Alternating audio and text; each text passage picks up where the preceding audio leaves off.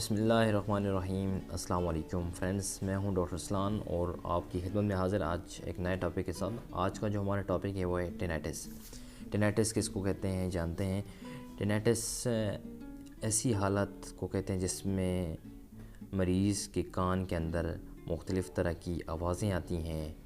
घंटी बजने की सी आवाज़, कानों में शोर की आवाज़ें आती हैं, साएँ साएँ की आवाज़ें आती हैं, भिनभिनाहट जैसी आवाज़ें आती हैं। और ये आवाज़ें कान के अंदरूनी हिस्से में महसूस होती हैं। बाहर से कोई चीज़ ऐसी नहीं होती जो ये आवाज़ें पैदा कर रही होती हैं। हालांकि ये मरीज़ को अंदरूनी कान में ख़राबी आने की वजह से ये मसला आ रहा होता है, तो इसको टिनेटिस कहते हैं।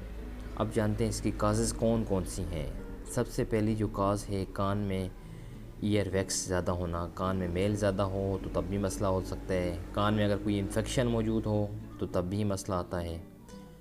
अगर कान के अंदरूनी हिस्से में कोई ख़राबी आ रही हो, जैसे कि मेनियस डिज़ीज़ होती है, ये भी एक कान की बीमारी है जिसमें समात और तवाज़ुन में बिगाड़ पैदा हो जाता है। और चौथी इसकी वजह जानते हैं, कान की जो ऑडिटरी नर्व है उसमें अगर कोई ख़राबी आ जाए तो तभी ये मसला आता है।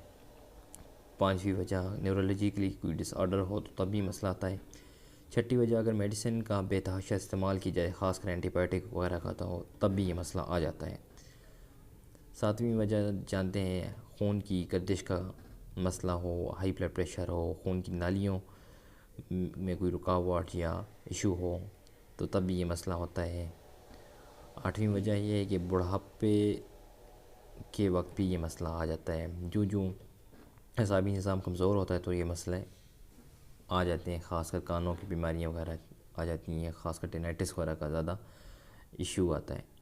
तो ये थी चंद एक काजेज़। अब जानते हैं इसकी होम्योपैथिक मेडिसिन कौन सी हैं जो इस मसले से निजात दिला सकती हैं। सबसे पहली और मुनफरद होम्योपैथी की अच्छी मेडिसिन जो कान के स्पेशली टिनेटिस में बहुत ज़्यादा इस्तेमाल होती है और बहुत ही अच्छा रिज़ल्ट देती है, वो है सैलिसिलिकम एसिड।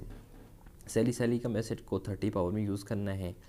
इसमें यह होता है कि कानों के अंदर बहुत ज़ोरदार घंटी की सी आवाज़ें आती हैं या भिनभिनाहट जैसी आवाज़ें आती रहती हैं। कान सुनने की सलाहियत कम हो जाती है और साथ में कानों पर दबाव होता है, भारीपन महसूस होता है और साथ में चक्कर आते हैं। अब दूसरी मेडिसिन होम्योपैथी की जानते हैं, वो है चेनोपोडियम।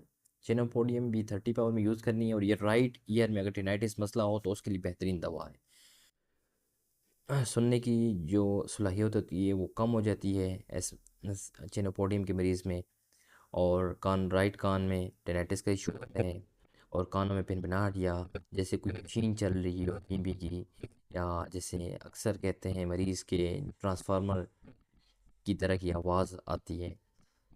तीसरी होम्योपैथिक मेडिसिन है वो है चीनियम सल्फ। बहुत ही ज़बरदस्त मेडिसिन है। लेफ़्ट ईयर में अगर टिनेटिस इशू, बाएँ कान में टिनेटिस का मसला हो, सुनने की सलाहियत इसमें भी कम होती है और मरीज़ को बहुत ज़ोरदार आवाज़ें आती हैं। मरीज़ शोर सुनना पसंद नहीं करता, शोर से मरीज़ तंग होता है। चौथी मेडिसिन है थूजा। थूजा बहुत ही ज़बरदस्त मेडिसिन है। अगर कान में कोई इन्फेक्शन हो या एलर्जी हुई हो या कान में कोई पानी वगैरह का मसला हो तो थूजा को हम यूज़ करवाते हैं। थूजा भी बहुत बेहतरीन मेडिसिन है। पांचवी मेडिसिन जाते हैं ब्रेटा म्योर। ब्रेटा म्योर ख़ासकर बुज़ुर्गों की बहुत बेहतरीन दवा है। बूढ़े अफराद, बुढ़ापे में अगर ये मसला आ रहा हो, कान में टिनेटिस का इशू आ रहा हो या हाई ब्लड प्रेशर का मसला हो या कानों पे बोझ हो और ऐसा भी कमज़ोरी वगैरह हो, तो हम ब्रेटा म्योर यूज़ करवाते हैं।